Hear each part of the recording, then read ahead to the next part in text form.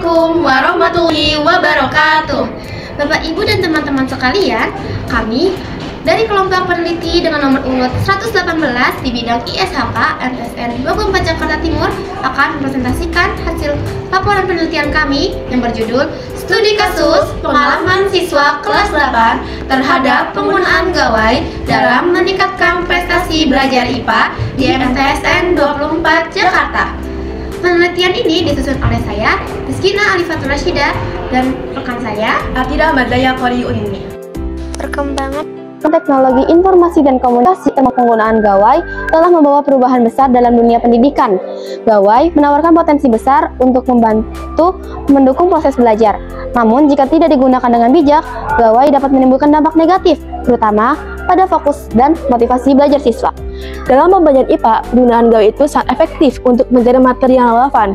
Meskipun demikian, penggunaan gawai yang tidak terkontrol akan mengkhawatirkan siswa teralihkan dengan tugas akademisnya.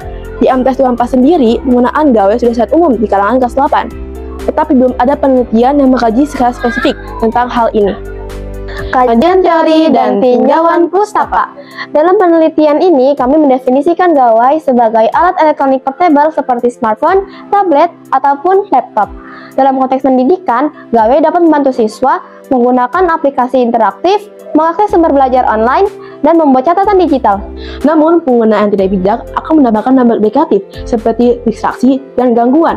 Menurut Dr. Wahyu Diastuti MPD, bahwa gawai itu merupakan sumber distraksi yang akan mengganggu konsentrasi siswa dalam belajar jika tidak dilakukan secara bijak. Dan menurut Dr. Insinyur Hartono, gawai merupakan alat efektif untuk belajar jika dilakukan secara tepat.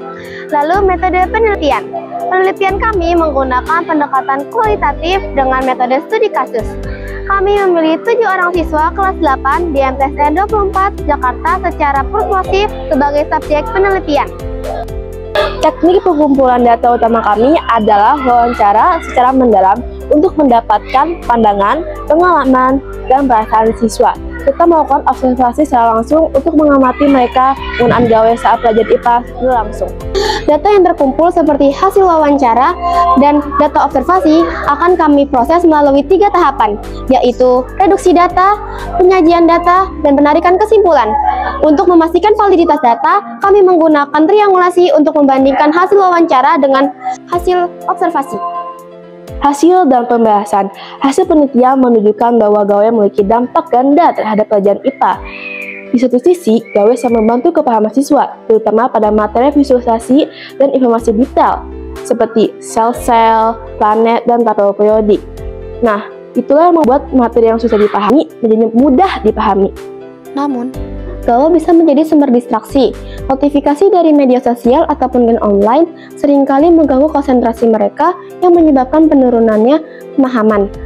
Gawai juga dianggap kurang cocok pada materi yang bersifat konseptual, teoretis, ataupun perhitungan, seperti asas Black, hukum Newton, ataupun fisika.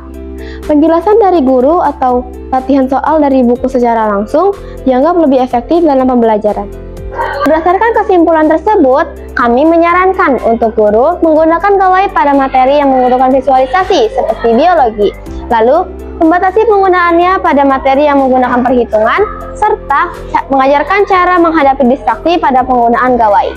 Untuk siswa, kami menyarankan untuk mendisiplinkan diri, seperti mematikan notifikasi untuk fokus pada materi pelajaran, dan menyeimbangkan antara buku dengan gawai. Tidak lupa dengan praktik di laboratorium. Terakhir, untuk sekolah, penting untuk membuat kebijakan tentang penggunaan gawai di sekolah. Dan tidak lupa dengan fasilitas pendukungnya, seperti proyektor dan akses internet yang stabil. Dengan demikian, kami dapat menyimpulkan bahwa gawai memiliki peran ganda dalam pembelajaran IPA, yaitu membantu siswa memahami materi yang membutuhkan visualisasi seperti sel-sel dan planet-planet. Namun di sisi lain juga, gawai menjadi sumber distraksi yang mengganggu konsentrasi belajar siswa dan aktivitas belajarnya.